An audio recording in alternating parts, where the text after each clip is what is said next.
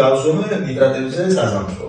ნორმა იყო 60 და იქ ამოვაგდო რომ ნორმაზე ძალიან დიდი გადაჭარბებული იყო ესე ვთქვათ 170. მეგობრებო, დღეს თუმრად მყავს ჩემი ერთ-ერთი პაციენტი, რომელიც გადის დეტოქს პროგრამას, უკვე რამოდენიმე ეტაპი ჩაიტარა და ვისაუბრებთ ძალიან საინტერესო თემაზე. დარჩით ბოლომდე ჩემთან. შესავალს გავაკეთებ ცოტას, მინდა ვთქვა, რომ ვიქტორი გადის დეტოქს პროგრამას, გაიარა რამოდენიმე ეტაპი, ეხლა მესამე ეტაპზე ხარ ხო? 8 წლის და ესეთი რამ მოხდა, რომ შეიძინა აპარატი, რომლითაც მოწმდება ნიტრატების შემცველობა ბოსტნეულში, ხილში, ყველა პროდუქტში. ბოსტნეული, ხილი, ხორცი, თევზი. საინტერესოა, რომ შემოწმებინა, ანუ რა პროდუქტს ვჭამთ, იმიტომ რომ ეს ძალიან მნიშვნელოვანია, რადგანაც ძირითადად საკვები პროდუქტებიდან შედის ჩვენს ორგანიზმში დიდი რაოდენობით ტოქსინი.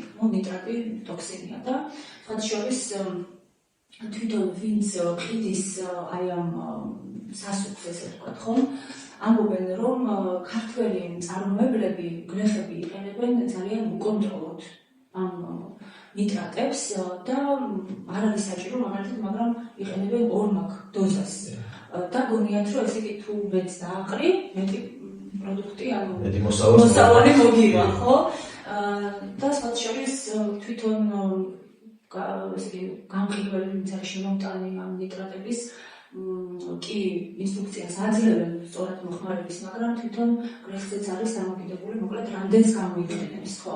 ამიტომ დადგა ესეთი საჭიროება, რომ შევამოწმოთ ჩვენ ეს პროდუქტები, რომელიც იყიდება მაღაზიაში, იმიტომ რომ ეს მოქმედებს ჩვენს ჯანმრთელობაზე და ვიცით, ხო, სტატისტიკა, რომ თითქმის ყველას აქვს ონკოლოგიური დაავადებები.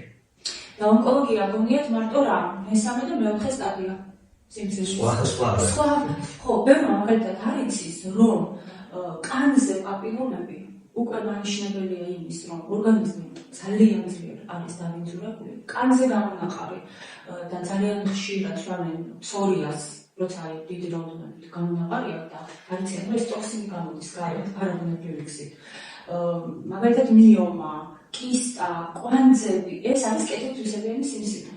ამაზე მაგალითად არავინ არ საუბრობს, ხო? აი ესეთი სტატისტიკა და გონიათ რომ ხო, აი თუ მესამე მეოთხე სტადია არ არის, ესე იგი, ნუ ყველაფერი რიგზეა და გავაგრძელოთ ცხოვრება. ძალიან საინტერესო ფაქტი მოხდა, ხო? შენ ვიცი რომ შეიძინე ტესტერი, რომლითაც ამოწმებ პროდუქტების შემადგენლობას და მოგვიყვება რა მოხდა. კი, ძალიან საინტერესო ფაქტი იყო. ნუ მოკლედ პირველ რიგში ვიტყვი მასულ ავდივარ დეტოქს პროგრამას.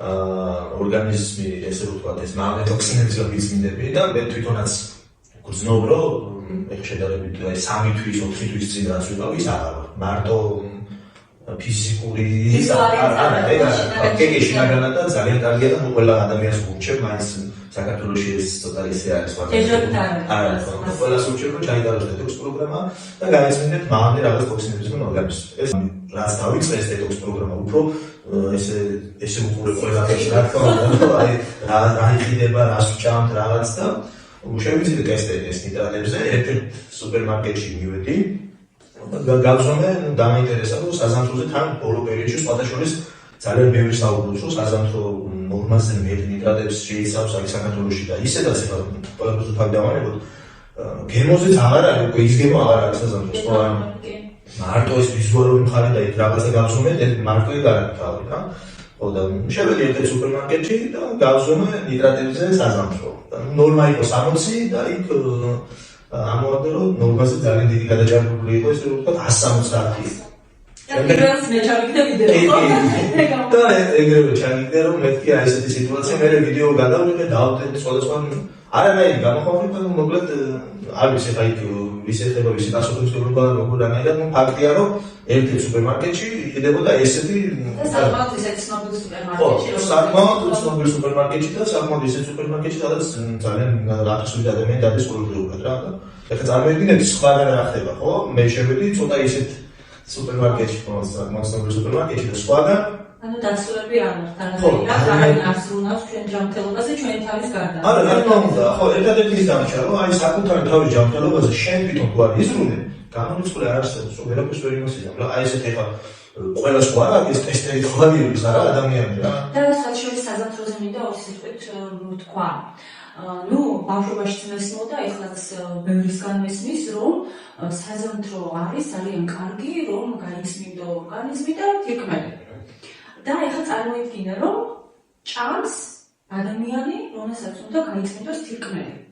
და იღებს ნიტრატებს დიდი რაოდენობით და ნიტრატი პირველ რიგში აზიანებს თირკმელს. და ბევრმა სოციოლოგს არის ის, რომ საზამთრო ძალიან სწრაფად წერს შაქარს. აი, შეიძლება გაიზომოთ შაქარი საზამთროს ჭამამდე, ვისაც აქვს გლუკომეტრები, ჭამოთ საზამთრო და ზუსტად 5 წუთში, 10 წუთში გაიზომოთ შაქრის დონე და ნახავთ როგორი ნახტომი იქნება. და ბევრ პაციენტს, ვისაც აქვს პრობლემა აი ამ შაქრის დონის სისხლში, ასეთ რაღაცას რო ვეუბნები, ამისაც თირკმლის პრობლემა აქვს, რამდენიმე პაციენტი მყავდა და ისა ჰორმონებზეა. Actually, ერთ პაციენტი მყავდა, რომელიც კურნაობს 2 წელია და ასწავლენ ჰორმონის შემცველ პრეპარატს, იმიტომ რომ თირკმელზე აქვს პრობლემა და მე თქვი არ ჭამთმები საზამთრო და ისეთი თვალები ჩვენ მომხედა. ანუ წარმოიდგინე, არ იცოდა, რომ მისთვის არ შეიძლება საზამთროს ჭამა და აი გონიათ, რომ ისეთი საზამთროს რო ჭამა. ხო, ანუ ეს ის თავი პრობლემა არის, სადღაც ვიღაცა რაღაცას იტყვის, რომ თურმე იცი რა საზამთრო კარგია, ასუთავებს ამას, არც უყურებენ, რომ აი არ ვიცი ხა ელემენტარული კაია რომ შესაბამის იმ ადამიანებთან კონსულტაცია ხო, ვისაც ეს უკვე გამოსდის იცის ეს საქმე, რომ არა რაღაცას გაიგებს, საზამთრო კარგია. შეიძლება ხა რამთი 20 წლის წინ ბავშვობაში რომ ჭამდით საზამთროს, ნამდვილად სუფთა იყო, იმიტომ რომ ამდენ ქიმიას არ იყენებდნენ, ანუ ნატურალური სასუქს ხმარობდნენ ძირითადად, ხო, ანუ იყენებდნენ რაღაცა კონტროლი იყო, მე ასე წარმოვიდგენია.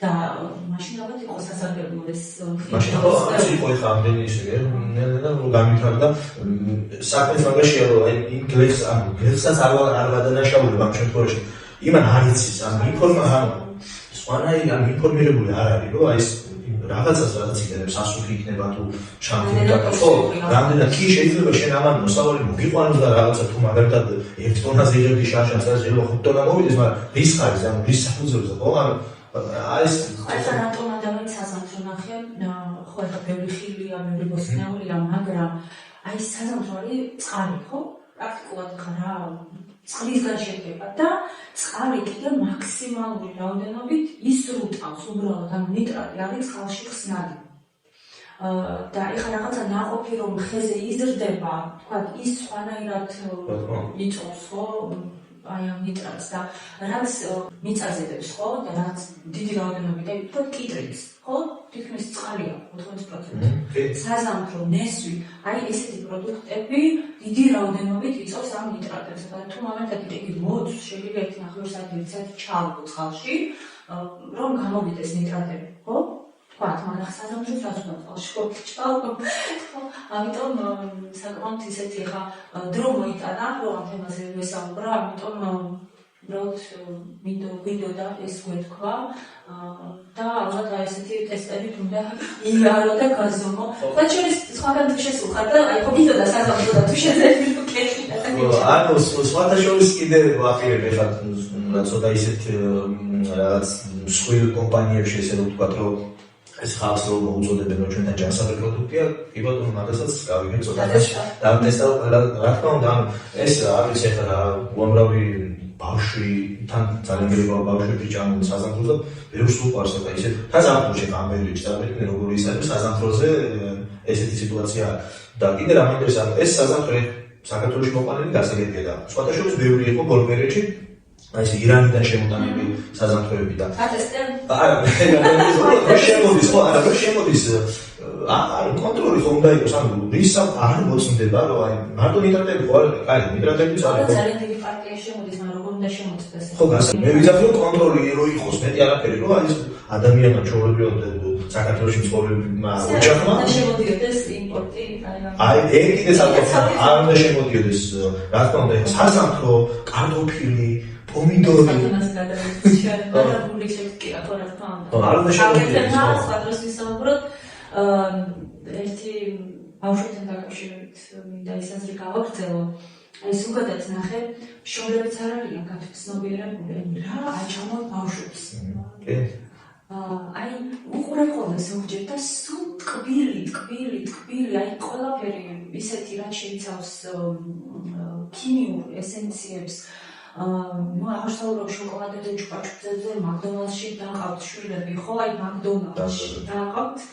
აი კარგად უგეცეთ მაკდონალდსში. ჯერ მან უნდა მიხვდე, რომ ეს არ ვარ კვების კონსულტანტი, მაგრამ აზროვნებ მან, რომ რაღაცა საკვები, რომელიც ერთ წუთში მზადდება, ხო? ანუ ერთი წუთიც არ ჩდება. არა. ხოჩეს რა ეთემა. მოდი შემდეგზე ვისაუბროთ ამ თემაზე. აუცილებლად. კარგი. მადლობა შენ. მადლობა თქვენ ყურადღებისთვის. ნახვამდის. Ja, ich hätte schon